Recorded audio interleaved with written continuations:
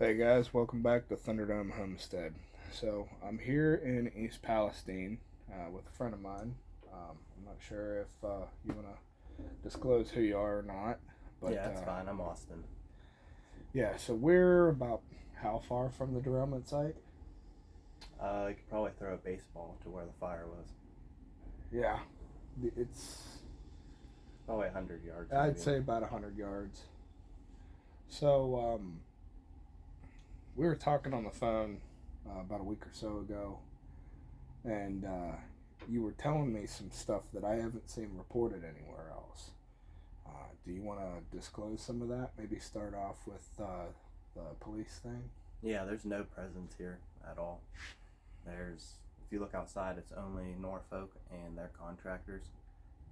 You see the EPA running around a little bit, but they don't say how much they're actually monitoring what they're doing. I've called District 11 of Ohio Department of Transportations, and they said that this road's open and you can use it to travel. And they said off the record that you can move their cones out of the way and they have no authority to block this state highway. But of course, they don't come out here. They say since it's in city limits, it's up to our local police, and I've called them, and of course, they say Norfolk's in charge, Norfolk PD specifically. So you're saying that they have their own police department here, and they're attempting to outrank the local police department. Yeah, yeah. I guess they have like federal jurisdiction of some sort since their tracks go across the country. But since this isn't a crossing and this isn't on their property, they don't have authority. And I've called Norfolk and looked for like a non-emergency number to get in contact with the PD and ask them what authority do they have to continue to do this. And they said there's no non-emergency number for them. And they suggested that I go right outside. We'll show you our situation here in a second, but they said to go to the roadblock and request a supervisor. So I went to the roadblock, had a nice chat with him. Supervisor came, didn't have any answers. Another supervisor, about 3 supervisors later, they eventually told me that I need to call the number on the side of the van and talk to someone in the office. So I called them. I ended up talking to a gentleman named JC, which is the owner of the company, Always Safe, like all directions safe. And he said he was going to put me in contact with the contractor that hired them, which is called SPSI, and Norfolk contracted that company. So I was slowly climbing up the ladder, and so I said okay, and I came back over here, sat at my office, and was waiting for SPSI supervisor to show up. And next thing I know, Norfolk PD came in accusing me of threatening and harassing the roadblock workers, which is total bullshit. We had a nice conversation talking about Netflix while we were waiting for the supervisors. You know, I offered them water, and I come back over here 20 minutes later, they're accusing me of threatening them with, I guess, with questions is threatening.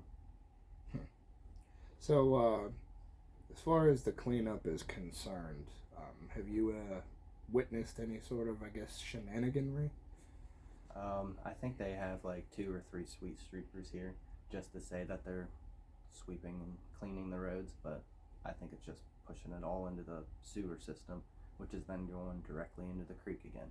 And if they can't keep it clean right now, while there's not traveling with hazardous material, how are they going to keep it clean? Like, they need to be proven to us that they can keep it clean now, Right. before they're hauling this hazardous shit. So down there, those blue tank things, those are where the water is being stored, the contaminated water. I believe so, yeah. Okay, that's something that I had heard. I believe they're using like high powered pressure washers to dig and do some of the excavating, and then they're sucking up that liquid mud material and then putting them over there, sucking up with the back trucks. Lovely. So what's your thought on how everything was originally handled? I think it was awful. I think we all should have been evacuated and let it run its course, because there was a chance that it wasn't going to blow. Their main concern that it was, and you know, I'm not a rocket scientist or anything, but my thinking is if you can evacuate all this part of town or even the whole town, what if it does blow? Right. How much worse would have been? I don't know. Well, they said that between shrapnel and everything, the way that it was explained to me was, so all these cars weren't together in this, like, on the train. They were spaced out. Mm-hmm. And from the way that it was explained to me, is if that one car blew and sent shrapnel out, it would have punctured the other cars. What makes them not explode and just riding on the train car is the cars are pressurized. And if they're punctured by a piece of shrapnel, they're no longer pressurized. And then those would have had a meltdown, and the affected area would have been at least another mile or two. Yeah. That's just the way that I had heard it. Mm-hmm. So, basically, the way that it was explained to me, in all the shitty situations, this was the least shitty. Yeah. So, but yeah, which if you very well could be true, but I myself don't believe that, and I think it was an attempt to speed up the cleanup to get the trains running. I think that had a lot to do with it as well. Well, yeah, if let's go take a look here. So, oop, yeah, oh, gotcha. Alrighty. So, the road he was speaking of is right there, and there are people driving through, but the tracks are right there. You can see them blue tanks I was talking about. The yellow line On the road. the road. Oh, yeah. So you can see the yellow line starting right there where the water is stopped. So the road here is wetted down, and they're running street sweepers across it back and forth. But that's about the extent of what I'm seeing here. So there was a few other things that we had spoke about. You said something about Eminent Domain. Oh yeah, I'm not sure if it's Eminent Domain or not, but where all those blue tanks are, where all this equipment is on the other side over there, that's all on private property. They moved all the mess off of their property so that trains could continue to run, but shut down all these companies. Like, their business is more important than our businesses. Right. You said something about this pond up here. How far is that? See where that top of that building is? Yeah. It's right behind there. Okay. You can walk up there. Yeah, if you'd like to. So explain to people what was going on with that, and essentially what kind of funky business was going on there. So I came across it I ran into the owner, and he was saying that they have hoses into this pond, and he assumed that they were taking water out of there to use for some other reason. Well, he was doing an interview up here with a news crew in the morning, and then right after he left, I saw a caravan of about 4 or 5 cars come back here to his pond. So being the friendly neighbor, I go investigate what they're doing on his property at his pond, because he had the same question. Well, here's that street sweeper. Right there. And they're not just sucking it up, they're just throwing it around. Brushing it. Yeah, and they were doing it dry. Yeah, which It was kicks like everything dust up. storm. Yeah. And he owns this whole strip of grass all the way back, and there's about 12 acres behind. Okay. Well, anyway, the caravan came out, and it's a bunch of Norfolk workers, and they were assessing what they were doing back here, what their guys and contractors were doing. So then they can go meet up with the owner and tell them. Well, they were looking for him, and they assessed that nothing has been pumped in or out because they ran out of hose. And they actually came to my hose company looking for the hose to do it a couple of days beforehand. see the dam that they have on Okay. the south side. Oh yeah, I see it. What is that? Like that sock stuff? Like Or? mat sock, yeah. Yeah. I think it's like absorbent, maybe filters. Huh. But I don't see any hoses now. But they then claimed that they were going to be pumping and redirecting rain runoff from the site into his pond that he's been working on. So you can see that absorbent sock, right? Come on, focus. There. So what everybody's been seeing with the colored water, have you seen that in this pond? I've actually just stayed away from it, honestly. This is the closest I've been. Just because I don't know if they have pumped anything in there. Right. Or not. I don't see their hoses anymore. It was kind of weird how they had them. They were snuck in through the back and then they were snaked around these businesses. Almost like through the woods. So in Norfolk Southern or the cleanup companies didn't tell anybody anything? No. They came back here just checking on their pond, after the accident and stuff, and they see all this happening. Hoses and dam made. So contaminating people's stocked ponds without informing them. Yeah, and he said if he's all for if that's the right thing to do, but at least ask or let them know Right, that it's right. happening. Well, let them know, especially. Mm-hmm. What if he's coming out here to fish or maybe not eat the fish, but at least, enjoy his pond on his property. Mm-hmm. Well. And they actually brought a tank over probably 50 yards from here, parked it on top of this hill, right next to his property line, like where that white semi-truck is. And they were cleaning it off and piling up dirt and debris. So they were pressure washing off this truck on this guy's property. Yeah. And you can see it's all uphill and downhill. You see it's watery down here. All yeah. right into his pond. You can see right here.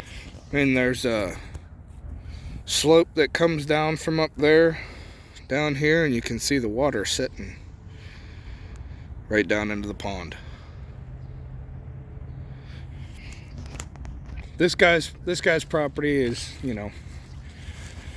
probably done for. I sure probably wouldn't want to stay here.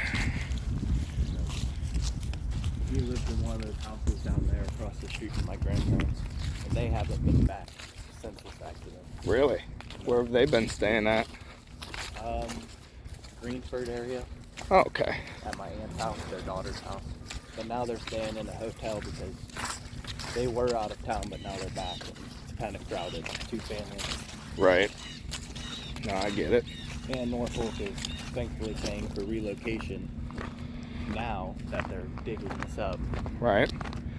So, how far do you live away from the site? About 1.5 miles, riding the bike. I used to ride my bike to work in the summer, and I would mileage it out, but as the crow flies, it's probably closer to like 1.1. Okay. I was cut out of the original mile radius. The original mile radius was at James Street crossing, and Okay, and that's right over there. Yeah, it's over there by T&M and Subway. And then they moved it all the way out here to where Lake Oil is, like the epicenter of the crash, right, for the mile radius. Hundreds, if not thousands of people out. So, and that was part of the concern as well, right? Leak oil getting punctured with shrapnel? When I originally heard that it was on fire, I heard that the train actually crashed into their holding tanks. Yeah, that's something that I heard as well. Yeah. I heard State Line Bar was gone. I heard that too. As soon as we were able to get back in this area, we came over to see if our business was still here. Right. And I shit you not, from over at my house, like I said, a mile plus away, it looked like the entire town was on fire. Wow. I was concerned, and I told Kaylee to pack up the bags because I thought houses were on fire and it was jumping houses. And this, folks, is why you need a bug out bag. So, What type of ill effects have you experienced? Mostly just headaches, but coworkers that work with me here haven't been here for a week because they came down with chemical-induced bronchitis. Wow. I get lightheaded. I have a slight headache now. Also, I was here this morning helping out a few customers, but it dissipates the farther you get away. Yeah. And Well, I've headaches only go been away. in town for, I'd say, around a half hour, maybe a little more, and I already feel slightly off. It's kind of hard to describe. It's just a slightly abnormal feeling. It's kind of really hard to pinpoint. Yeah, but the wind's blowing like southeast right now, but if it was blowing west or southwest, you'd be smelling it. yeah, see, and since I've been here, I haven't smelled it, but you said it depends on the wind direction whether you smell. So what does that smell like? You know how like antifreeze is sweet? Yes. Well, this smells kind of sweetish. I think it has like an orangey chemical taste to it, but like it's like an awful aftertaste. Huh. And like you can almost feel it in the back of your throat if you keep smelling it for a while. It was in the creeks really bad, and they were aerating it and trying to get it back in the air to disperse it. Yep. You would have to roll up your windows if you drove past the creeks downtown. Well, we're starting to pick up the breeze, so let's head back in. I want people to be able to hear Yeah. what's going on, so stand by.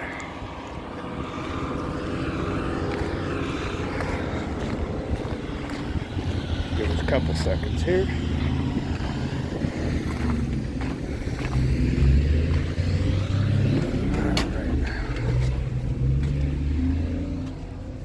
Alright, back inside. Back up here. Alright.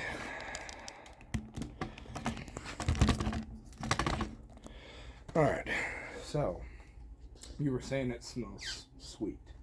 Yeah, sweet and like chemically. Like not sweet in a good way. Like not at like a candy factory. Right. So a friend of ours, mutual friend of ours, was doing some research, and she had found that it's odorless until you get to like, what was it, 3,000 parts per million or something, which is a dangerous level to be exposed to. So if you're smelling it,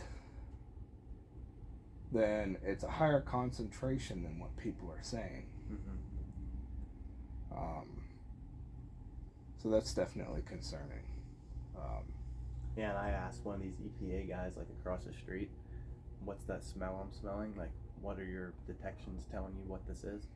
And they're right there right now Yeah. checking that meter. And they looked at me and they said, what smell? I've been here for 3 weeks. I haven't smelled anything.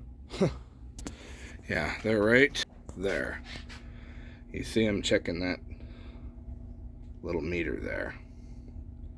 They're not even letting the mail through. There's a house down there. Really? So what? Don't even let The mail federal post office, they're not letting in. Yeah, and I thought there anything. Right. Well, is there anything else you want people to know? That's basically it. Everybody comes and takes pictures and, you know, donates some money, but I just don't know why there's no one out here monitoring them. Right. Well, I mean, yeah, Norfolk Southern's being left to their own devices. I mean, it's kind of like the fox in the hen house, you know? Yeah, and they're driving like steel track equipment on the road, and I know if me or you did that, we'd be looking at a pretty hefty fine. Oh, big time. Big time. Yeah, I'd like to see any other construction company try to get away with Big that. rocks this size falling off onto the road. Wow. And that's just a hazard in itself. And majority of the trucks coming in and out, they don't have their tarp over their dump trucks. Wow. They're starting to now, cause I think it's because we've been complaining. People have been bringing it up, yeah. So everybody and their brothers donating bottled water, which is great. It's needed. What else are people around here wanting or requesting? Obviously, you have things like air purifiers. Anything else in particular you've seen a big need for? That was the big one, was air purifiers, just a little bit more peace of mind for people. And now that they've started digging, that was one of the things in their relocation thing, and you can bring in expenses.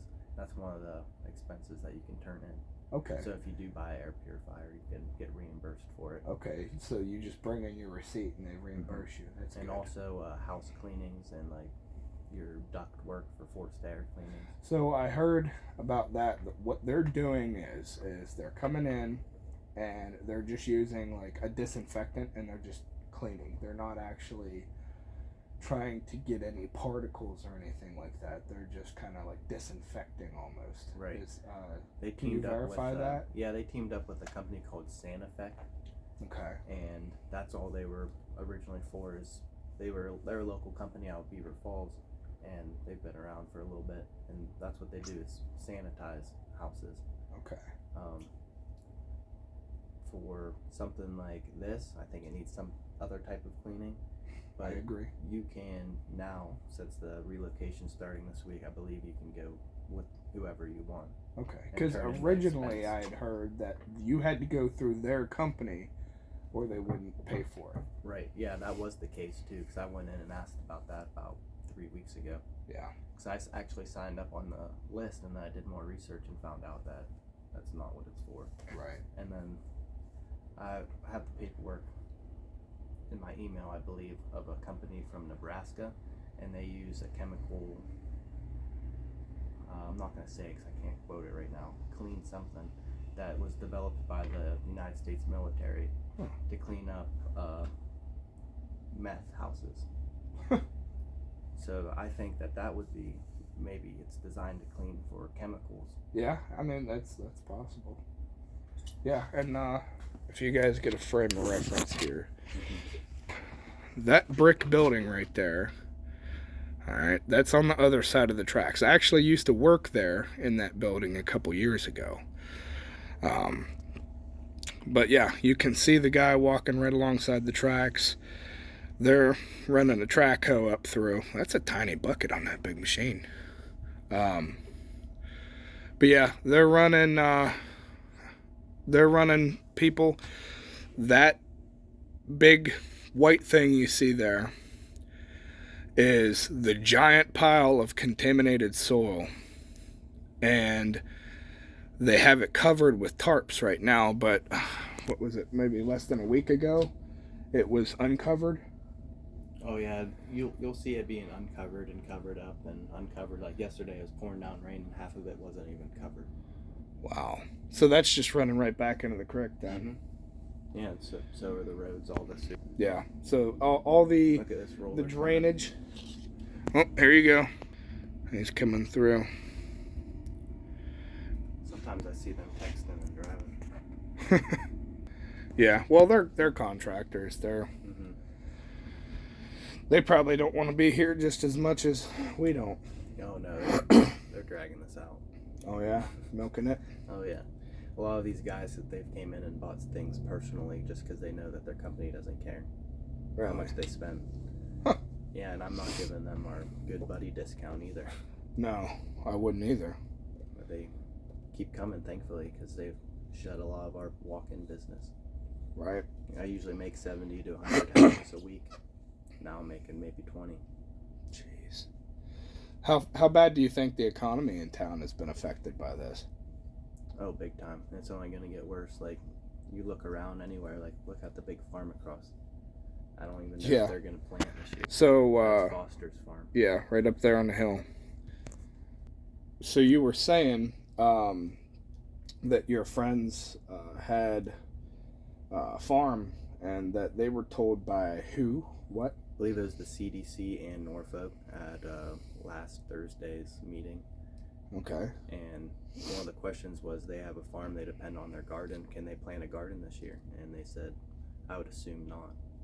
Mm. And then the CDC said to the question, why are we getting sick if it's safe? They said, in another 3 weeks we'll have a data to know.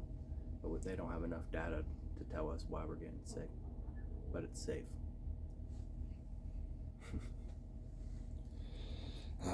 Fun times. I'm from the government and I'm here to help. Yeah, the scariest words in the English language. I think that was Reagan. Yep, Reagan. Yep. But yeah, so there's nothing else you want that you haven't seen on the mainstream media, or nothing you haven't seen reported else that you want people to know? Some guy called me from Puerto Rico, and I don't know, I thought it was almost a prank call, but he seemed pretty serious that this was all conspiracy just so that they have the capabilities to dig over here.